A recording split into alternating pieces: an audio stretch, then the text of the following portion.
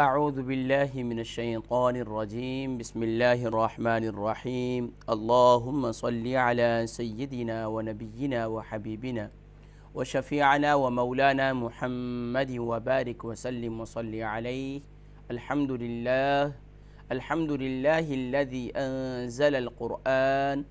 وأمرنا بترتيله وتجويده حيث قال ورتل القرآن ترتيلا صدق الله العظيم. محترم و محتشم ناظرین سامعین، السلام علیکم ورحمۃ اللہ وبرکاتہ و مغفرتہ. پروگرام آئیے قرآن سیکھیں تجوید کے ساتھ، آپ کا میزبان محمد فرحان صدیقی حاضر خدمت ہے. معزز ناظرین کرام، قرآن مجید فرقان حمید میں اللہ رب العالمین ارشاد فرماتے ہیں، بسم اللہ الرحمن الرحیم، فاستبقوا الخیرات، کہ نیکی کے کام میں سبقت اختیار کرو، نیکی کی کاموں میں ایک دوسرے سے آگے بڑھو. دنیا میں ہماری کوشش ہوا کرتی ہے کہ ہم دنیاوی ترقی کے لیے ایک دوسرے سے آگے بڑھنے کی کوشش کرتے ہیں، حالانکہ اللہ کے محبوب صلی اللہ علیہ وسلم کی احادیث میں بھی اور صحابہ رضوان اللہ تعالی علیہم اجمعین اور تابعین، ان کی زندگیوں کا اگر ہم مشاہدہ کریں تو ہمیں یہی کچھ نظر آتا ہے کہ صحابہ ایک دوسرے سے نیکی کے کاموں میں آگے بڑھنے کی کوشش کیا کرتے تھے. حتیٰ کہ اگر کسی ایک صحابی نے ایک ایسا عمل کیا جس کو اللہ کے محبوب صلی اللہ علیہ وسلم نے بہت پسند فرمایا، تو دوسرے صحابی ان سے زیادہ بڑھ کر وہ عمل کرنے کی کوشش کیا کرتے تھے. آج ہماری سوچ میں کچھ تضاد پیدا ہونے کی وجہ سے، سوچ اور فکر کے اندر بھی، جس کی وجہ سے اب ہم نیکی کے کاموں میں آگے بڑھنے کے بجائے ہم جو ہے وہ دنیا کے کاموں میں آگے بڑھنے کی کوشش کیا کرتے ہیں. اسی لیے بزرگان دین فرمایا کرتے تھے کہ ہمیں اگر ہم اپنی زندگی کے اندر اس عمل کو اور اس سوچ کو اور اس فکر کو لے آئیں کہ ہم دنیا کے کاموں میں اپنے سے کمتر کو دیکھیں اور دین کے کاموں میں اپنے سے برتر کو دیکھیں، یعنی دین کے کاموں میں اس شخص کو دیکھیں جو آپ سے نیکی کے کاموں میں زیادہ ہے، اور دین کے کاموں میں اور دنیا کے کاموں میں ان لوگوں کو دیکھیں جو آپ سے کمتر ہیں، جن کے پاس نعمتوں کی کمی ہے. آج ہم جس معاشرے میں رہتے ہیں وہاں یقیناً مجھ جیسے بہت سے گناہگار رہتے ہیں، تو وہاں لوگ گناہگار کو دیکھ کر اپنے آپ کو بہت ہی نیکوکار سمجھتے ہیں، اور یہاں تک کہ دنیا کے معاملے میں ہم یہ سمجھتے ہیں کہ بس سب سے کمزور تو ہم ہی ہیں، ہمارے پاس تو کچھ ہے ہی نہیں. حالانکہ اللہ نے بہت سی نعمتیں دی ہوتی ہیں اسے. حتیٰ کہ پچھلے دنوں ایک ہمارے پیر صاحب وہ ارشاد فرما رہے تھے کہ میں کسی کے گھر میں گیا اور اس کو اللہ رب العالمین نے بڑا عالی شان گھر دیا، اچھی اولاد دی، سب کچھ ہے. تو خاتون تذکرہ کرنے لگی کہ حضرت دعا کریں کہ اللہ ہمیں بہت بڑا گھر دے اور مطلب اس سے زیادہ آسائشیں دے. ٹھیک ہے، کوئی ایسی بات نہیں، اللہ رب العالمین سے دنیا کی طلب بھی اچھی چیز ہے، لیکن اچھی دنیا، جس میں اکثر یہ کہا کرتا ہوں کیونکہ حضور اکرم صلی اللہ علیہ وسلم نے ارشاد فرمایا کہ یہ دعا بڑی جامع ہے، ربنا آتینا فی الدنیا حسنہ وفی الآخرۃ حسنہ وقنا عذاب النار. اے ہمارے رب، ہمیں اچھی دنیا عطا فرما اور ہمیں اچھی آخرت بھی عطا فرما. لیکن بیلنس ہونا چاہیے زندگی کے اندر. بتانے کا مقصد یہ ہے کہ اللہ رب العالمین نے اسے بہت کچھ دیا تھا، اگر وہ اس نعمت پر شکر ادا کرتی اور گلہ شکوہ نہ کرے تو اللہ رب العالمین یقیناً اسے اس کی نعمتوں میں اضافہ فرمائیں گے. یقیناً جب ہماری سوچ اور فکر کے اندر یہ فکر پیدا ہو جائے کہ ہم دنیا کے کاموں میں اپنے سے کمتر لوگوں کو دیکھیں اور دین کے کاموں میں اپنے سے برتر کو دیکھیں، تو انشاءاللہ پھر شکر کی دولت بھی نصیب ہوگی اور فکر کی دولت بھی نصیب ہوگی. دنیا کے کاموں میں جب ہم اپنے سے کمتر کو دیکھیں گے تو ہم اللہ کا شکر ادا کریں گے کہ یا رب العالمین، یہ تو وہ شخص ہے جس کے پاس سائیکل بھی نہیں، میرے پاس تو سائیکل بھی ہے. اگر کسی کے پاس سائیکل ہے تو وہ سمجھے کہ میرے پاس تو موٹر سائیکل بھی ہے، اس کے پاس تو موٹر سائیکل بھی نہیں ہے. اگر میرے پاس گاڑی ہے تو اس کو دیکھیں کہ دوسرے کے پاس تو یہ گاڑی بھی نہیں ہے، تو کسی کے پاس اپنے رہنے کا گھر نہیں ہے، تو دیکھیں آپ کے پاس تو اپنے رہنے کا گھر بھی ہے۔ تو نہ جانے ہر ایک نعمت پر ہم دیکھیں اپنے سے کمتر کو، تو انشاءاللہ پھر شکر کی دولت نصیب ہوگی، اور جب شکر کی دولت نصیب ہوگی تو قرآن میں اللہ رب العالمین ارشاد فرماتے ہیں لَإِن شَكَرْتُمْ لَأَزِيدَنَّكُمْ، جو میرا شکر ادا کیا کرتے ہیں، لَأَزِيدَنَّكُمْ، میں ان کی نعمتوں میں مزید اضافہ کیا کرتا ہوں۔ اور جب یقین جانیے جب دنیا کے معاملے میں اپنے سے برتر کو دیکھیں گے تو ناشکری کی کیفیت اور زبان سے گلے شکوے بہت زیادہ جاری ہوں گے، اور پھر وہ یہی ہے وَلَئِن كَفَرْتُمْ إِنَّ عَذَابِي لَشَدِيدٌ، جب ناشکری ہوگی جو نعمت دی گئی ہے وہ بھی چھن جائے گی۔ اور پھر دین کے کاموں میں اپنے سے برتر کو دیکھیں کہ میں کیا ہوں، میں تو 5 وقتہ نماز کی پابندی کرتا ہوں، صرف یہ کرتی ہوں، میری وہ بہن ماشاءاللہ وہ تہجد کی پابندی بھی کرتی ہیں، وہ اوابین کی پابندی بھی کرتی ہیں، وہ چاشت کی پابندی بھی کرتی ہیں۔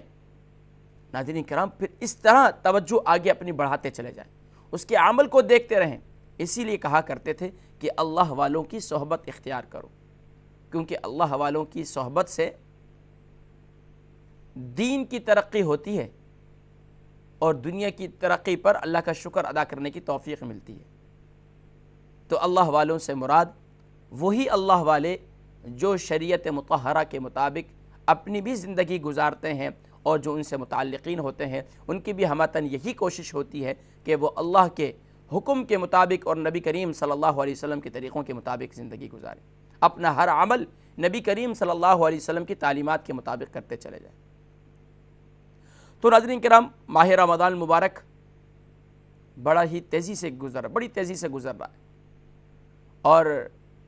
میں یہ سمجھتا ہوں کہ ماہ رمضان المبارک نہ جانے کتنے ہی وہ لوگ تھے جو پچھلے سال ہم میں تھے اور اس سال نہیں ہیں۔ آپ بھی جانتے ہوں کہ آپ کے اعزاء قارب میں، میرے اعزاء قارب میں، تو آج اللہ رب العالمین نے مجھے اور آپ کو مہلت دی ہے۔ اگر اب بھی کوئی کمزوری باقی ہے تو یاد رکھیے اپنی مغفرت کا سامان پیدا کیجئے۔ عشرہ مغفرت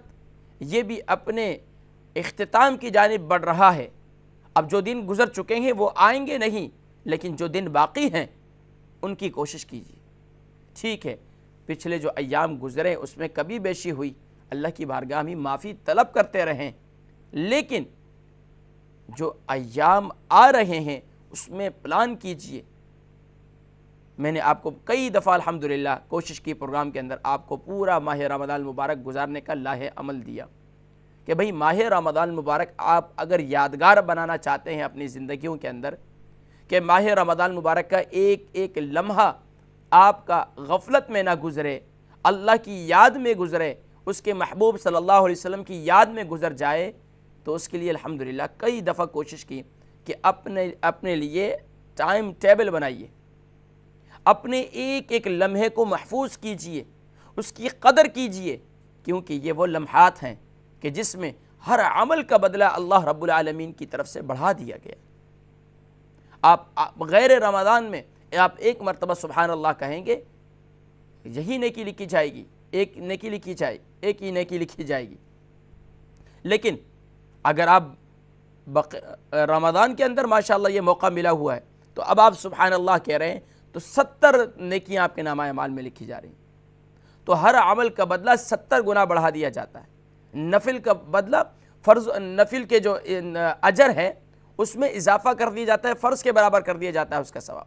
اور فرضوں کا ثواب 70 فرضوں کے برابر کر دیا جاتا ہے۔ اور اگر اتنی بڑی آفر اللہ رب العالمین کی طرف سے دی جا رہی ہو اور پھر بھی ہم اس سے فائدہ نہ اٹھا سکیں اور پھر بھی اپنے آپ کو محرومی کا شکار کرتے چلے جائیں، تو میں یہ سمجھتا ہوں کہ یہ بہت بڑی ناکامی ہے اور بہت ہی بڑی ناشکری ہے۔ تو آئیے ہم اللہ کا شکر ادا کرتے ہیں کہ یا رب العالمین کہ تو نے ہمیں ہمت اور طاقت دی، تو نے صحت اور سلامتی دی، تو نے اعضاء کی سلامتی دی، تو نے آنکھ کی سلامتی دی، کان کی سلامتی دی، ہاتھوں کی سلامتی دی، پاؤں کی سلامتی دی۔ نہ جانے دیکھیں آج ہاسپٹلز میں جائیں،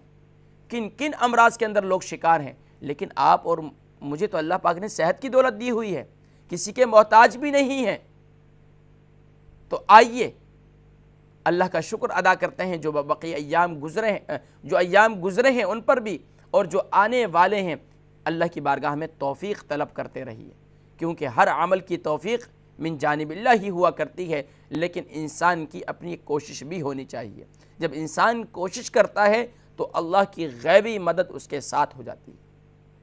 تو آئیے اب اس جانب آج اس طرف توجہ اس لیے دلائی کہ ماہ رمضان المبارک کے دوسرے عشرہ شروع ہوتے ہی مساجد کے اندر تراویح کا اہتمام جو پہلے عشرے کے اندر تھا وہ کچھ کمی پائی جا رہی ہے، کہ تراویح کے اندر وہ جمع غفیر یا عوام الناس کی وہ کثیر تعداد جو ماشاءاللہ پہلے عشرے کے اندر دیکھی جا رہی تھی وہ کچھ کم ہوتی چلی جا رہی۔ یاد رکھیے ناظرین کرام، میں آج آپ کو ایک بہت ہی زبردست نسخہ بتلاتا ہوں۔ اگر کوئی شخص یہ چاہتا ہے کہ میں تراویح کا پابند ہو جاؤں اور پھر تراویح کی پابندی میری زندگی میں آ جائے، اس کا بہترین عمل یہ ہے کہ ماہ رمضان المبارک یقیناً آپ صبح سے لے کر شام تک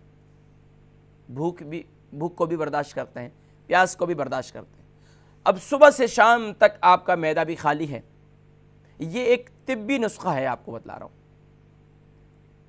یعنی صحت کے لحاظ سے حکماء کے ہاں یہ نسخہ۔ تو طب کے لحاظ سے نسخہ یہ ہے کہ آپ نے ظاہری بات ہے صبح سے شام تک نہ کچھ کھایا نہ کچھ پیا، اب اس وقت ظاہری بات ہے معدے کی ایک اس کی چاہت ہوتی ہے کہ اس میں ظاہری بات ہے انسان کی فطرت ہے، غذا کا کیڑا ہے، کچھ کھائے گا پیے گا تو صحت کے اندر انرجی آئے گی اور پھر یقیناً عبادت کے اندر بھی یکسوئی نصیب ہوگی۔ لیکن ہم ضرورت سے زیادہ افطاری میں انرجی حاصل کرنا چاہتے ہیں۔ یاد رکھیے میں نے بڑے بڑے حکماء کو بھی اور بڑے بڑے بزرگان دین کو ان کی زندگیوں کو دیکھا کہ ان کا طریقہ کیا تھا۔ کبھی کہیں بد پرہیزی ہو جائے میری بھی، کہیں کسی کے ہاں افطاری ہو جائے تو پھر وہ بڑا مشکل اور گرانی ہوتی ہے، کیونکہ چاہت ہوتی ہے میدے کی نا۔ تو اب کیا کیا جائے کہ افطاری کے وقت ایک کھجور لے لیجئے، 2-3 کھجوریں لے لیجئے، واللہ کھجور ایک مکمل غذا ہے، کھجور ایک مکمل غذا ہے۔ 3-4 کھجوریں کھا لیجئے، پانی پی لیجئے یا شربت وغیرہ یہ جو بھی ہے اس کو پی لیجئے، اور اگر کوئی فروٹ وغیرہ طبیعت کرتی ہے اس کو کھا لیجئے۔ یاد رکھیے پکوڑے، سموسے یا ان قسم کی نمکین چیزوں سے کچھ دیر کے لیے پرہیز کر لیجئے اور اس کو استعمال کیجئے۔ استعمال کرنے کے بعد نماز کی ادائیگی کیجئے بر وقت، اور پھر اس کے بعد تسلی اور اطمینان کے ساتھ اپنا جو ہے کھانا تناول فرمائیے، اور کھانے کے اندر بھی زیادہ نہیں، کیونکہ ماہ رمضان مبارک UK میں رہنے والے، مضافات میں رہنے والے آپ جانتے ہیں کہ مغرب سے عشاء تک کتنا وقت ہوتا ہے، بہت ہی مختصر وقت ہوتا ہے۔ اگر زیادہ کھا لیا تو یہ سمجھ لیجئے آپ کی تراویح رہ جائے گی، اور میں یہ گارنٹی سے کہتا ہوں کہ 80% لوگ زیادہ کھانے کی وجہ سے تراویح کا اہتمام نہیں کر پاتے۔ ظاہری بات ہے جب جسم میں غذا جائے گی، سارا دن معدہ جو ہے خالی تھا اور ضرورت سے زیادہ کھا لیا، اب ظاہری بات ہے جسم میں سستی پیدا ہوگی، جسم میں سستی پیدا ہونے کی وجہ سے اب آنکھوں میں نیند کا خمار ہوگا، اور اس کی وجہ سے اب تراویح کا اہتمام جو ہے وہ رہ جانے کا خدشہ ہے۔ تو ہم نے بزرگان دین کی زندگیوں کو دیکھا کہ وہ اپنے آپ کو نیکی کے لیے مستعد رکھتے تھے۔ کہیں کسی ایک عمل کے اندر ان کی کمزوری پائی جا رہی ہے تو کس وجہ سے پائی جا رہی ہے؟ جسمانی کمزوری کی وجہ سے ہے یا پھر کسی اور وجہ سے؟ تو اگر آپ دیکھ لیں ان کی زندگیوں کو تو ان کی زندگیوں کے اندر بڑے متوازن غذا استعمال کیا کرتے تھے۔ اگر کوئی شخص یہ چاہتا ہے کہ ماہ رمضان المبارک کا تراویح کا اہتمام مجھ سے نہ رہ جائے تو میں یہی مشورہ دوں گا کہ آپ افطاری کے وقت ضرورت سے زیادہ